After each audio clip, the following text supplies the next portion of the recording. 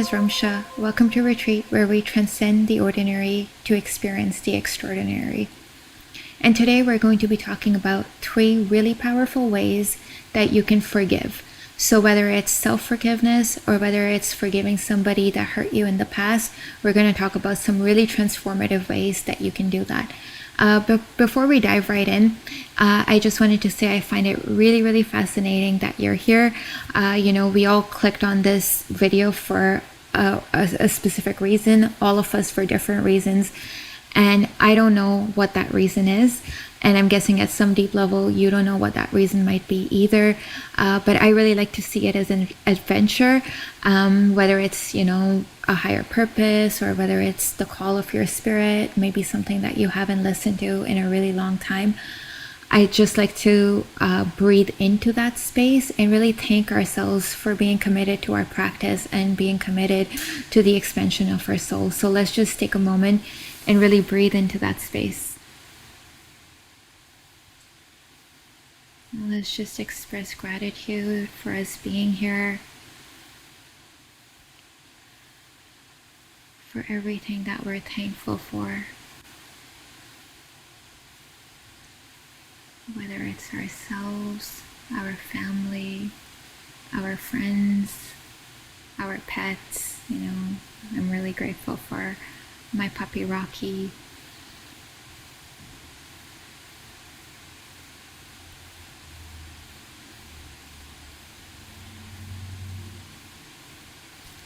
Okay, so I wanted to first, I really love forming a connection with whoever I cross paths with.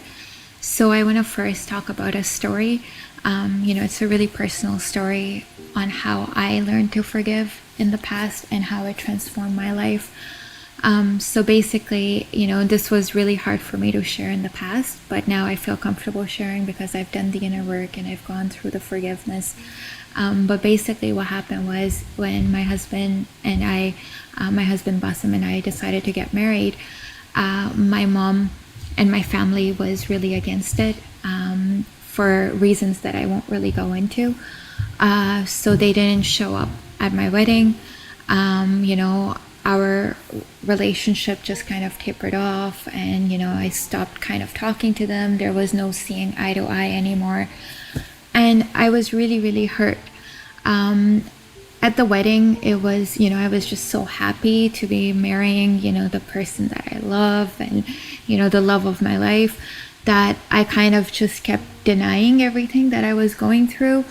But deep inside my heart, I could feel that, whatever is happening with my family, I didn't feel too good about. And I was holding on to this grudge. And my deepest fear was, what about when I have a baby? And I even spoke to my mom about that, what about when you have your first grandchild? Because I'm the eldest, so, I'd be having the first grandchild. You're not going to be there. And she said, you should have thought about that before you decided to marry him. And that was really, really heartbreaking for me. And it was kind of a foreshadowing of what was to come. So then I had my firstborn, and my mom didn't come. And then I was really, really heartbroken. And I experienced pain to depths that I can't even describe. I was so angry. I was holding this huge grudge, and I didn't know that it was hurting me, I ended up at the hospital because I couldn't cope with it. I went through some really serious health challenges within the first month of giving birth. And I was at the hospital for 3 nights, separated, from my baby Ryan. And it was a really, really tormenting time. And then, fast forward to a year later, I was still holding on to that grudge very deeply. But then I had my daughter, our second born, a year later. And even then I was holding on to this grudge, even though I was really happy, I hadn't truly forgiven my mom. And I would constantly say, here I have a daughter. I'm never going to do to my daughter what my mom did to me. And I didn't realize that I was holding on to this so much until, one night we were at a 1 week retreat, and one of the nights was the divine feminine theme, and it was all about, how our relationships are with the women in our family and our ancestry. And so that night was really, really remarkable for me, because I had a very transcendental experience where I had a vision of a huge mother eagle, and how the huge mother eagle drops the baby eagle into the air, because that's how the baby eagle learns how to fly. And that's the first time that I understood the concept of tough love. Because, whenever we think about love, we think that it has to be something that's rainbows and roses, that it must bring us pleasure. But like Rumi says, we need 2 wings to fly, not 1. So life teaches us through pain and pleasure. And basically, my mother is the mother eagle who really wanted me to discover my own wings and learn how to fly on my own. And when I really think back to that experience, like, I had the most miraculous birth. I went through the most miraculous, pregnancy, the most miraculous journey with my husband. And I did that all on my own. So there was this sense of gratification that, like, I did it all on my own without needing something external, without, poor old Ramsha being dependent. I grew up and I became more wise because of the experiences that I went through.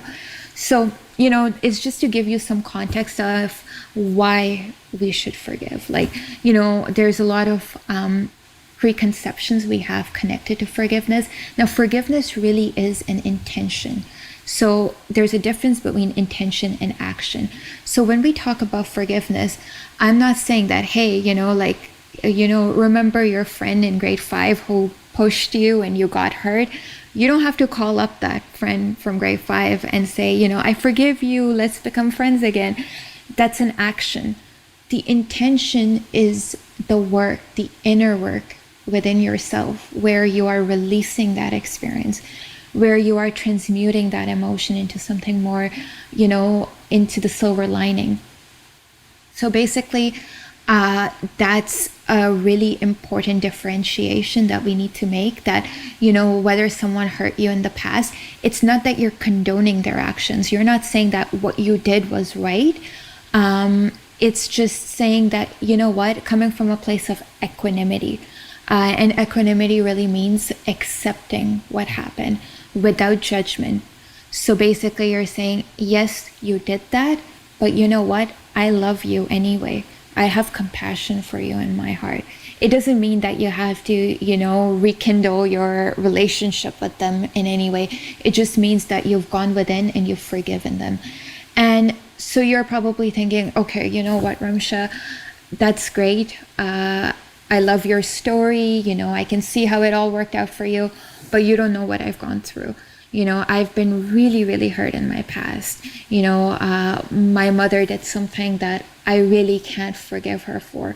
Or I'm so angry at my father, I just can't find it in my heart to forgive him. Or my ex-husband or my ex-wife betrayed me, and I can never forgive them because they're a terrible person. But what I really want to say to you is that forgiveness is a selfish act. Chances are that if you're not forgiving someone, you're holding anger in your heart.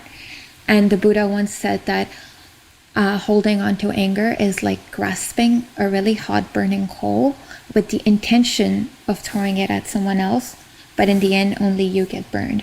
So what is holding on to that, terrible experience and holding on to that anger doing for the other person? It's not doing anything to them, but it is doing a lot to you.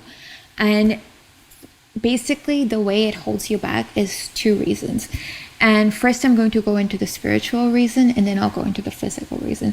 So the spiritual reason, I was first introduced to this concept by Caroline Myss in Sacred Contracts. It's a beautiful book. I highly recommend it. But basically, in Plato's Republic, he talks about the theory of air. So basically, what happened was we signed up for all these lessons and expansion of our soul. And then we drank from this river called Lethe. And this river is the river of forgetfulness. And why did we drink from that river? Because it's kind of like, watching a soccer or a basketball game. Would you watch that game if you knew which team was going to win? Probably not, right? So basically, that's why we drank from that river of forgetfulness. So we would forget all the lessons that we've signed up for, so that we would actually go through those lessons, right? Because if we knew that, oh, this person's going to hurt us, we would probably run away from that person. But there's a silver lining in all of this. It's a lesson that we're supposed to learn, right? And that lesson is supposed to help our soul grow and expand. So no matter how terrible that experience was, it happened for a reason. And I would urge you to really look within, like deep within, and find out what that reason was.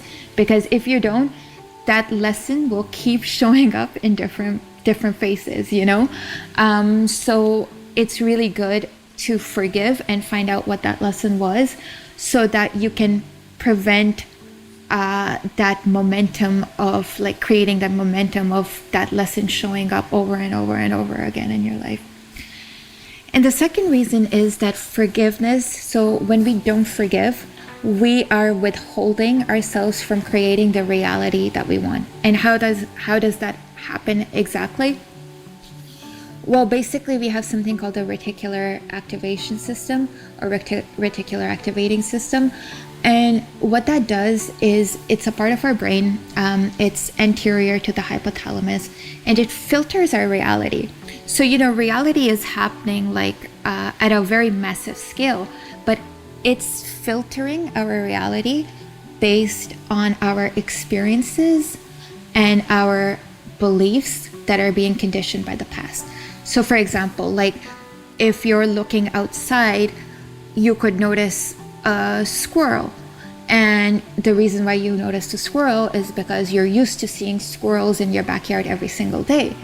But the moment that you begin to exercise more expansion of your mind, you might see a dove, Basically, it's you're conditioning your reticular activation system to not be focused in to reality perceived through the lens of your past.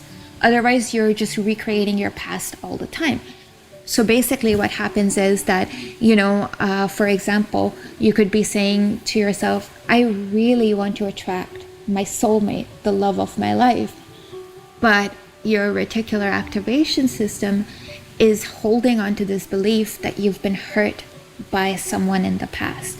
So maybe you could be holding on to a belief that says, you know what, I got hurt in the past and I must protect myself. And that is preventing you from creating the reality that you want, which is to attract the love of your life.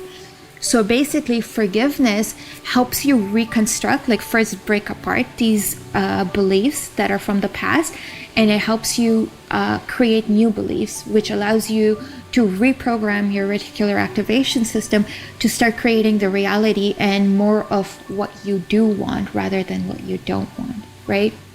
So those are two really, really important reasons why we do the forgiveness work. So let's now start talking about the three really, really, really powerful ways to forgive either yourself or either someone who's hurt you in the past. So the first way is a really beautiful prayer, and I know it's just a word, but it's a really, really powerful word.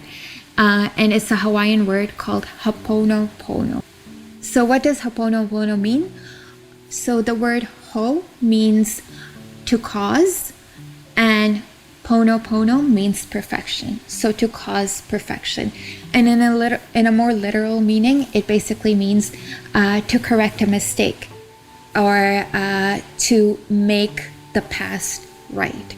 So basically, when you say the word Hoponopono, it helps you forgive. And the prayer is really, really beautiful because it means, I'm sorry, I forgive you, thank you, I love you. So basically, what it's helping you do is by saying, I'm sorry, you're forgiving yourself.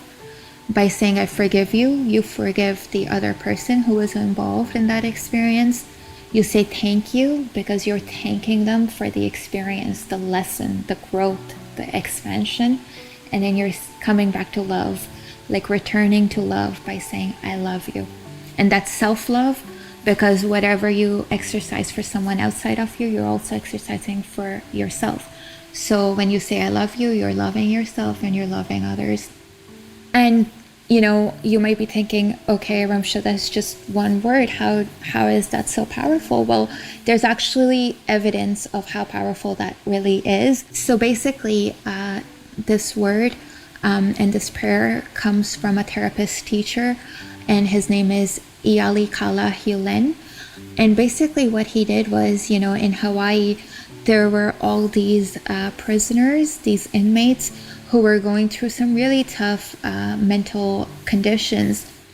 And what he managed to do is, without any interaction with the prisoners themselves, but just saying Hoponopono on their behalf over and over again through repetition, the prisoners went through a complete transformation, and they began to heal, and it began to cure them. So that's how powerful this word really is. So basically what I would suggest that you do is set aside some time, really sit in silence, first breathe in, breathe out, breathe in, breathe out, and say Hoponopono 111 times, and really just sink in and really breathe in as you say it, and then breathe out. As you breathe in, inhale love, and as you breathe out, let it go. So inhale love, exhale, let it go. Inhale love, exhale, let it go.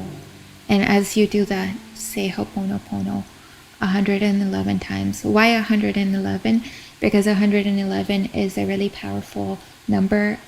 It basically cultivates your connection with the divine. And it also symbolizes the strength to leave your past behind. And what you can also do is, as you say Hoponopono, you could even light up a candle in front of you or in front of a fireplace, because the fire has a really, really, it has an immense power to take in energy. So you can actually release the experience to the fire as you say Hoponopono. And you're basically releasing. And so this is a really powerful method of forgiving an experience from the past, either forgiving yourself or forgiving someone that hurt you in the past. Okay, so now let's dive into method 2 of doing some forgiveness work. And this is also something really, really powerful. And it comes from my favorite teacher, Abraham Hicks. And I've done this in the past, and it's really transformative. It's really powerful. And it's something called the list of positive aspects. You can do this for yourself if you're forgiving yourself, or if it's someone else that you want to forgive, you can do it for that specific person. So what you do is you think of all the positive things about this person or yourself, but I'm just going to use another person as an example. So this person who hurt you in the past, you think of all the positive things about this person. And I know at the beginning it's going to be really difficult. You're going to have all sorts of defense mechanisms come up, like, no, this person doesn't have anything positive about them. But really, dig deep. Maybe dig deep to positive memories that you had with that person, or maybe dig deep to the lessons that they helped you learn, or maybe dig deep to how they help you grow. There's always something to appreciate in every circumstance, and I really believe that. And I really feel that there's always some sort of expansion through every experience that we went through. So really dig deep and really think about things that are more deep rather than surface. So it's easy to come up with like, oh yes, this person is beautiful, or this person is smart, or this person is has really nice hair, or whatever, right? Those are like very surface level things. Like really challenge yourself to go deep.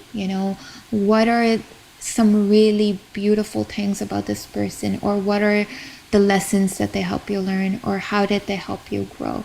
And just keep writing. When I know at the beginning it's hard to get started, but once you get started, you'll just flow. And again, it's all about intention. Once you set the intention is a really, really powerful language. Wayne Dyer wrote a whole book on the power of intention, and that's because it's the language of your soul. So when you set something to intent, you don't have to worry about the how, it will just happen. So just intend on finding all the positive aspects about this person. Have a journal right in front of you, have a pen in your hand, and then just flow. Write. And you'll really begin to just pour out everything that this person helped you learn, or how this person helped you grow, and all the beautiful things that you do appreciate about this person. And now I want to share with you the third, and arguably so this has been the most impactful or most powerful for me. This is a really transformative way to do forgiveness work and either forgive yourself or forgive someone that's hurt you in the past. And this is my favorite, meditation. So how does meditation help you forgive? We talked about the other two methods of forgiveness, but for a lot of us, 90% of everything is subconscious. So our belief systems are subconscious. They've been conditioned since we were like born, imprinting that we went through all the way from the ages of 0 to 7. And we don't even know that they're there. We're just living life on autopilot and basically feeling as if we're subjected to all these experiences that are coming our way, without actually being aware that we're creating these experiences.